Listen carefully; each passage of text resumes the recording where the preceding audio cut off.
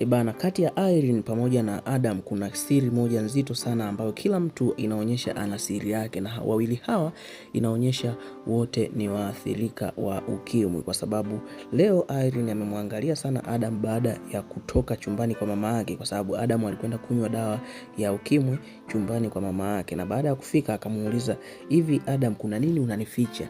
Ni kwa nini umetoka chumbani kwa mama yako na hauniambii chochote, na umetoka kunywa dawa? Ni nini ambacho kinaendelea? Lakini Adam alimwangalia akawa hajampa jibu la kueleweka. Huku kwa upande wa Chioma alishindwa kuvumilia, akaenda kwenye shughuli hii ya mwana, na baada ya kufika alimtunza pesa nyingi sana, akasema basi wewe endelea kula makapi yangu, yani mume nimekuachia, endelea kula makapi yangu, na ili nikuonyeshe tu kwamba hizo sio shida zangu, basi mimi nakutunza kwenye shughuli yako hii ambayo wewe umeiandaa.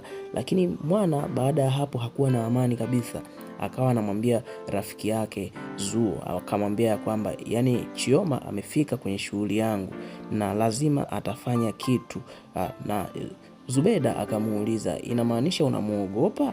Lakini lakini mwana anajidai ni kama haogopi, lakini anajua kabisa kama Chioma ataenda kumwambia mume wake na mume wake hapendi mambo ya shughuli, basi kuna kitu kitakuwa hakiko sawa, watagombana na mume wake. Huku kwa upande wa Irene anazidi kumuuliza Adam na kumwambia, ni kwa nini umetoka kunywa dawa chumbani kwa mama? Ni nini ambacho unanificha Adam? Tafadhali naomba uniambie ili niache kujilaumu mwenyewe. Akaambiwa na Adam, Irene, inamaanisha kuna siri gani ambayo unanificha? Yaani kwa nini ujilaumu?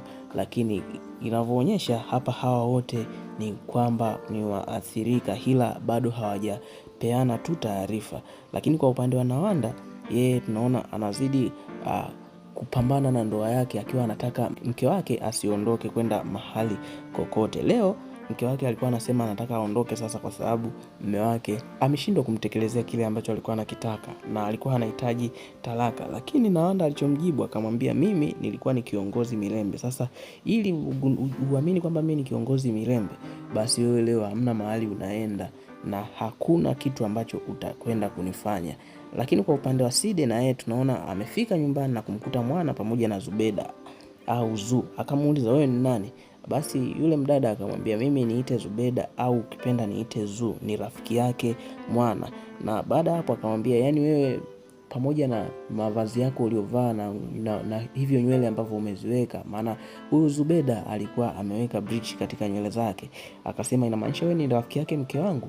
Akamfukuza na akamwambia, sitaki kuona katika nyumba yangu. Na baada hapo akaanza kumuuliza mwana, imekuwa vipi unakuwa na urafiki na mtu kama huyu? Kwa hiyo hapo tayari kuna question mark kwa huyu Side, na yeye tayari ataanza kuwa na wasiwasi na huyu mwanamke, na ukizingatia Side anampenda sana Chioma.